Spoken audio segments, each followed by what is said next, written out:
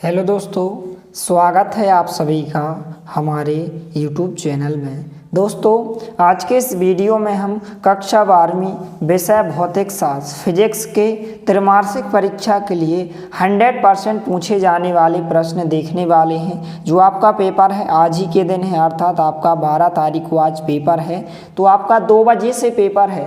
तब तक आप इन प्रश्नों को अच्छे से तैयार कीजिए। 3 घंटे में आप आराम से अच्छे से इनको तैयार कर सकते हो। तो यहाँ पर यह 2 अंक में क्वेश्चन 100% पूछा जाएगा। आवेश के क्वांटीकरण से आप क्या समझते हैं? तो इस प्रकार से उत्तर दिया गया है, इसका आप स्क्रीनशॉट ले लीजिए। इसके बाद जो क्वेश्चन पूछा जाएगा यह आपसे 3 अंक या 4 अंक में पूछा जाएगा कि कूलाम का नियम लिखिए या बिंदु आवेश संबंधी कूलाम के नियम को परिभाषित करते हुए एकांक आवेश को समझाइए। एकांक आवेश की आपसे 2 अंक में परिभाषा भी पूछी जा सकती है। तो इस प्रकार से कूलाम का नियम दिया गया है, यहाँ पर इसको आप अच्छे से नोट करते जाइए।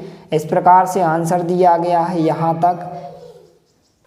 फिर इसके बाद यहाँ पर आगे दिया गया है, तो इसको आप अच्छे से नोट करते जाइए। इस प्रकार से आंसर दिया गया है। तो इस प्रकार से यहाँ तक इसका आंसर होगा, इस प्रकार से आप लिखेंगे।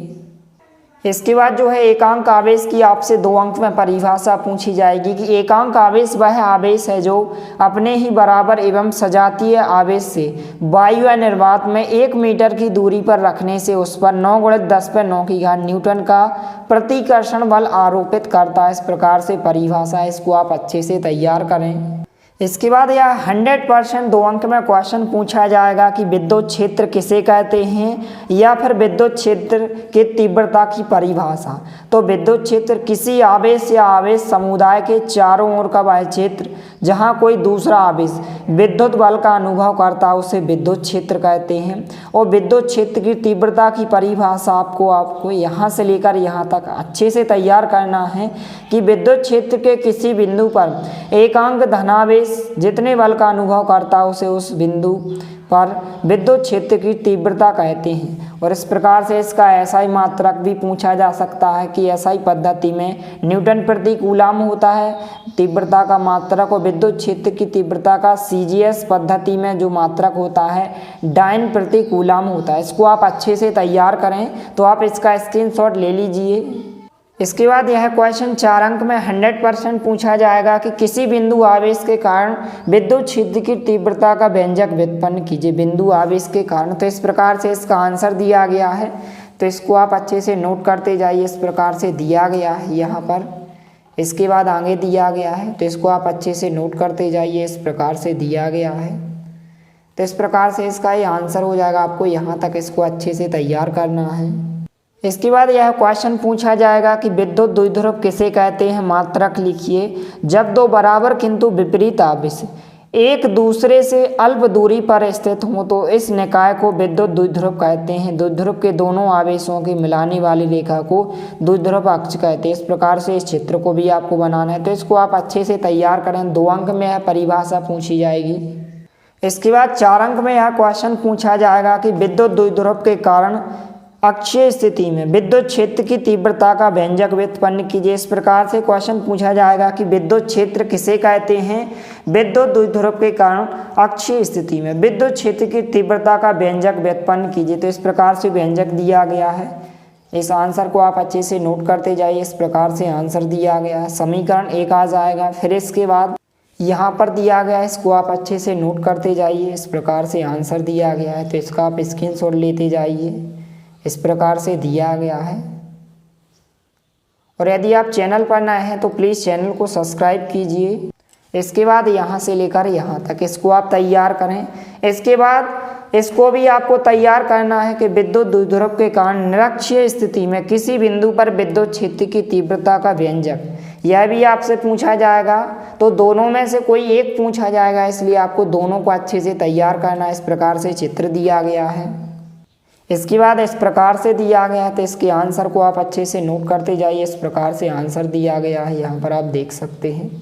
इसको आप अच्छे से नोट करते जाइए यहाँ तक। फिर इसके बाद आप यहाँ से इसको नोट कीजिए। तो इस प्रकार से आंसर हो जाएगा। इसको आप अच्छे से नोट करते जाइए। इस प्रकार से आंसर दिया गया है, आप यहाँ तक इसको नोट करेंगे। फिर इसके बाद आपको यहाँ से लिखना है। इसके बाद आप इसको नोट करते जाइए। इस प्रकार से आंसर दिया गया, तो इस प्रकार से यहाँ तक आपको लिखना है। इस प्रकार से आंसर होगा। इसके बाद 2 अंक में यह परिभाषा पूछी जाएगी कि विद्युत फ्लक्स किसे कहते हैं। प्रकार लिखिए। विद्युत फ्लक्स की इस प्रकार से आपको यहाँ तक अच्छे से परिभाषा ध्यान रखना है। और जो विद्युत फ्लक्स है एक अदिश राशि होती है। धनात्मक विद्युत फ्लक्स और ऋणात्मक विद्युत फ्लक्स, इस प्रकार से इनको आपको अच्छे से तैयार करना है। इसके बाद जो है 100% पूछा जाने वाला क्वेश्चन गॉस की प्रमेय लिखकर सिद्ध कीजिए। गॉस का प्रमेय है और इसको आपको लिखकर सिद्ध करना है, तो आप इसको यहाँ से लेकर यहाँ तक नोट कीजिए। फिर इसके बाद नीचे आंसर दिया गया है, तो इसको आप अच्छे से नोट करते जाइए। इस प्रकार से आंसर दिया गया है। इसके बाद थोड़ा सा आगे दिया गया है। फिर इसके बाद आपको यहाँ से लेकर यहाँ तक इस प्रश्न को आपको अच्छे से तैयार करना है। इसके बाद आप इनका स्क्रीनशॉट ले लीजिए। इनको आपको अच्छे से पढ़ना है। एक शब्द या एक वाक्य में इनमें से प्रश्न पूछे जाएंगे, तो इनको आप अच्छे से तैयार करें। इसके बाद इस प्रकार से दिए गए हैं, तो इनका भी आप स्क्रीनशॉट ले लीजिए। इनको भी आपको एक बार अच्छे से पढ़कर जाना है। इस प्रकार से दिए गए हैं। इसके बाद नीचे सही जोड़ियाँ दी गई हैं, तो इस प्रकार से इनको आप अच्छे से पढ़कर जाइए। इसके बाद 2 अंक में क्वेश्चन पूछा जाएगा कि विद्युत विभव किसे कहते हैं, इसका मात्रक लिखिए। तो इस प्रकार से आंसर दिया गया है। इसका मात्रक जूल प्रति कूलम या वोल्ट होता है। बिमी सूत्र इस प्रकार से होता है। इसको आपको अच्छे से तैयार करना है। इसके बाद 3 अंक या 4 अंक में यह क्वेश्चन पूछा जाएगा कि बिंदु आवेश के कारण किसी बिंदु पर विद्युत विभव की गणना कीजिए। तो इस प्रकार से इस व्यंजक को आपको अच्छे से तैयार करना है। इस प्रकार से आंसर दिया गया, इसको आप अच्छे से नोट करते जाइए। इस प्रकार से दिया गया है। इसके बाद जो है आगे दिया गया है। इस प्रकार से इसको आप अच्छे से नोट करें। इस प्रकार से दिया गया है, तो इसका आंसर आप अच्छे से नोट करते जाइए। इस प्रकार से दिया गया है। इसके बाद आगे दिया गया है, तो इसको आप अच्छे से नोट करें। और जो YouTube पर पेपर वायरल हो रहे हैं वह सभी फेक पेपर हैं, इसलिए उन पर आपको ध्यान नहीं देना है। इन क्वेश्चन को आपको अच्छे से तैयार करना है, क्योंकि जो है 10वीं और 12वीं के त्रैमासिक परीक्षा और अर्धवार्षिक परीक्षा के आपके जो है 5-5% अंक जोड़े जाएंगे, इसलिए सभी प्रश्नों को आपको अच्छे से तैयार करना है। इसके बाद 4 अंक में पूछा जाने वाला क्वेश्चन के विद्युत द्विध्रुव के कारण निरक्षीय स्थिति में विद्युत विभव शून्य होता है, या फिर विद्युत द्विध्रुव के कारण निरक्षीय स्थिति में विद्युत विभव की गणना कीजिए। यह क्वेश्चन पूछा जाएगा। तो इस प्रकार से आंसर दिया गया है, इसको आप अच्छे से नोट करें। इस प्रकार से चित्र दिया गया है, तो इसके आंसर को आप अच्छे से नोट करते जाइए। इसको आपको अच्छे से तैयार कर लेना है। इसके बाद आपको यहाँ से लेकर यहाँ तक इस प्रश्न को आपको अच्छे से तैयार करना है। इसके बाद जो है 2 अंक में समविभव पृष्ठ किसे कहते हैं, इसके गुण। तो समविभव पृष्ठ की परिभाषा आपको अच्छे से तैयार करना है। इस प्रकार से उत्तर दिया गया है। इसके बाद आपको इन प्रश्नों को आपको अच्छे से पढ़कर जाना है, क्योंकि इन प्रश्नों के आधारित पर आपसे जो है 1-1 अंक में क्वेश्चन पूछे जाएंगे। जो आपसे एक शब्द या एक वाक्य में प्रश्न पूछे जाएंगे, इन्हीं में से बनाकर आपसे पूछे जाएंगे, इसलिए इनको आपको अच्छे से पढ़कर जाना है। इसके बाद इस प्रकार से दिए गए हैं, तो इनका आप स्क्रीनशॉट लेते जाइए। इनको आपको अच्छे से एक बार अच्छे से पढ़कर जाना है। इस प्रकार से खालिस्तान दिए गए हैं, तो इनको आप ज़रूर पढ़ें। इस प्रकार से कि पृथ्वी का विभव शून्य माना जाता है, इस प्रकार से, तो इनको आप अच्छे से पढ़कर जाइए। इसके बाद और भी दिए गए हैं, तो इनको भी आपको अच्छे से पढ़ लेना है। इस प्रकार से एक शब्द या एक वाक्य में प्रश्न दिए गए हैं, तो इनको आपको अच्छे से पढ़ लेना है। इस प्रकार से आंसर दिए गए हैं। इसके बाद जो है सही जोड़ियाँ दी गई हैं, इनको आपको अच्छे से पढ़ लेना है। इसके बाद यह क्वेश्चन पूछा जाएगा कि संधारित्रों के श्रेणी संयोजन का व्यंजक व्युत्पन्न कीजिए। इस प्रकार से आंसर दिया गया है। इसको आप अच्छे से नोट कीजिए और इसको आपको अच्छे से पढ़कर जाना है। 3 अंक में क्वेश्चन पूछा जाएगा इस प्रकार से। इसके बाद आप यहाँ से लेकर यहाँ तक इसको अच्छे से तैयार करें। इसके बाद जो है संधारित्रों के समांतर संयोजन का व्यंजक व्युत्पन्न कीजिए। 3 अंक में यह पूछा जाएगा। इस प्रकार से आंसर दिया गया है, तो इसको आप अच्छे से नोट करें। इसके बाद यहाँ पर दिया गया है, तो इसको आप अच्छे से तैयार करें। इसके बाद इस क्वेश्चन को आपको तैयार करना है, धारा एवं अनुगमन वेग में संबंध। इस प्रकार से आंसर दिया गया है, तो इस आंसर को आप अच्छे से नोट कीजिए। इसके बाद आप यहाँ से लेकर यहाँ तक।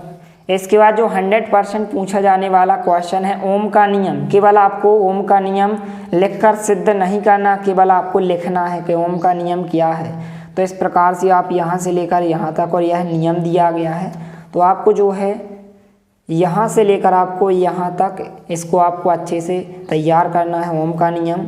और ओम के नियम की सीमाएं भी पूछी जाती हैं कि ओम के नियम की सीमाएं क्या हैं, तो इस प्रकार से आप इनको तैयार करेंगे।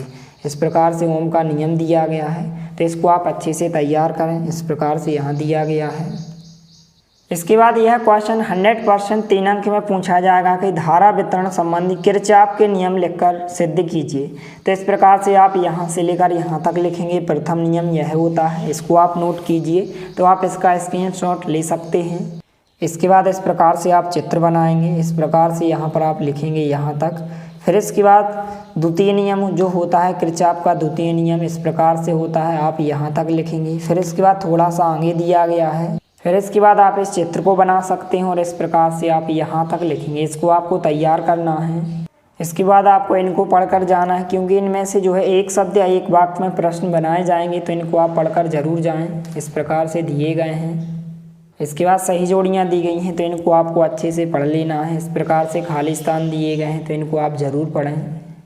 इसके बाद एक शब्द या एक वाक्य में इनको आपको अच्छे से पढ़ लेना है। इसके बाद यहाँ पर दिए गए हैं एक शब्द या एक वाक्य में, इनको आपको अच्छे से पढ़कर जाना है। खाली स्थान दिए गए हैं। इसके बाद 2 अंक में यह क्वेश्चन पूछा जाता है, धारा का चुंबकीय प्रभाव क्या है। यहाँ से लेकर यहाँ तक आप तैयार करेंगे और आस्टेट का प्रयोग समझाइए। इस प्रकार से आंसर दिया गया है, इसको आपको तैयार करना है। इस प्रकार से चित्र दिया गया है। इसके बाद प्रेक्षण दिया गया है। इसके बाद इस प्रकार से दिया गया है, तो इसको आप अच्छे से नोट करें। इसके बाद जो है आपको बायो सावर्ट का नियम क्या है, इसको आपको तैयार करना है। इस प्रकार से आप तैयार करेंगे। इस प्रकार से आंसर दिया गया है, तो इसको आप अच्छे से नोट कीजिए। इसके बाद आगे दिया गया है, तो इसको आप अच्छे से नोट करते जाइए। इस प्रकार से आंसर दिया गया है। इसके बाद आगे दिया गया, तो इस प्रकार से आंसर हो जाएगा। इसके बाद यह क्वेश्चन पूछा जाता है कि लॉरेंज बल किसे कहते हैं, तो यहाँ से लेकर यहाँ तक इसकी परिभाषा हो जाएगी। इसको आप अच्छे से तैयार करें। इसके बाद अमीटर और वोल्ट मीटर में कोई भी आपको 3 या 4 अंतर आपको अच्छे से तैयार करना है। 100% पूछा जाने वाला क्वेश्चन है, तो इसको आप अच्छे से तैयार करें। इसके बाद इस क्वेश्चन को आपको तैयार करना है, किसी लंबी परिनालिका के स्वप्रेरकत्व के लिए व्यंजक व्युत्पन्न कीजिए तथा इसका मान किन किन कारकों पर निर्भर करता है तथा किस प्रकार। इस प्रकार से आंसर दिया गया है, तो इसको आप अच्छे से नोट करते जाइए। इस प्रकार से इसके बाद यहाँ पर दिया गया है, तो इसको आप तैयार करें। इसके बाद इस क्वेश्चन को भी आपको तैयार करना है। अन्योन्य प्रेरण क्या है, अन्योन्य प्रेरण गुणांक परिभाषित कीजिए। यहाँ से लेकर आप इसको यहाँ तक तैयार करें। इसके बाद जो है स्वप्रेरण तथा अन्योन्य प्रेरण में अंतर लिखिए। इसको आपको तैयार करना है। इस प्रकार से आंसर दिया गया है। इसके बाद 100% पूछा जाने वाला क्वेश्चन की परिपथ की शक्ति का व्यंजक व्युत्पन्न कीजिए। या फिर क्वेश्चन इस प्रकार से पूछा जाएगा कि सिद्ध कीजिए कि पी एवरेज बराबर होता है VRMS into IRMS into cos phi होता है। इस प्रकार से आपको प्रूव करने को कहा जाएगा, तो इसको आपको अच्छे से तैयार करना है। 4 अंक में यह क्वेश्चन पूछा जाएगा, तो इस प्रकार से यहाँ पर आप देख सकते हैं आंसर दिया गया है, तो इसको आप अच्छे से नोट करते जाइए। इस प्रकार से आंसर दिया गया। सबसे पहले आप इसको यहाँ तक नोट कीजिए इस प्रकार से। फिर इसके बाद आप यहाँ से लेकर इसको यहाँ तक नोट कीजिए। इसके बाद थोड़ा सा नीचे है, तो इस प्रकार से आप इसको यहाँ तक अच्छे से तैयार कर सकते हैं। इसके बाद 100% पूछा जाने वाला क्वेश्चन ट्रांसफार्मर क्या है समझाइए। निम्नांकित बिंदुओं के आधार पर नामांकित चित्र बनाइए। ट्रांसफार्मर के प्रकार समझाइए, ऊंचाई ट्रांसफार्मर और अपचाई ट्रांसफार्मर। तो सबसे पहले आप ट्रांसफार्मर की परिभाषा इस प्रकार से लिखेंगे, सिद्धांत इस प्रकार से। इसके बाद हम ट्रांसफार्मर के प्रकार देखने वाले हैं। इसके बाद जो प्रकार होता है अपचाई ट्रांसफार्मर और ऊंचाई ट्रांसफार्मर, इस प्रकार से आप लिखेंगे। इसके बाद नीचे चित्र दिए गए हैं, तो इन चित्रों को आपको अच्छे से बनाकर देख लेना है। इसके बाद थोड़ा सा नीचे दिया गया है, तो इसको भी आप तैयार करें। इसके बाद जो है आगे दिया गया है, तो आपको यहाँ तक अच्छे से तैयार करना है। इसके बाद जो क्वेश्चन पूछा जाता है, अंतर पूछा जाता है ऊंचाई ट्रांसफार्मर एवं अपचाई ट्रांसफार्मर में अंतर। तो कोई भी आपको 3 या 4 अंतर अच्छे से तैयार करना है। इस प्रकार से आंसर दिया गया है। तो इस प्रकार से इन सभी प्रश्नों को आपको अच्छे से तैयार करना है। और इसी तरह आपको अन्य सभी विषयों की त्रैमासिक परीक्षा के लिए 100% पूछे जाने वाले प्रश्न चैनल के माध्यम से उपलब्ध कराए जाएंगे। तो चैनल पर नए हैं तो प्लीज़ चैनल को सब्सक्राइब कीजिए। मिलते हैं अगले वीडियो में, तब तक के लिए जय हिंद, वंदे मातरम।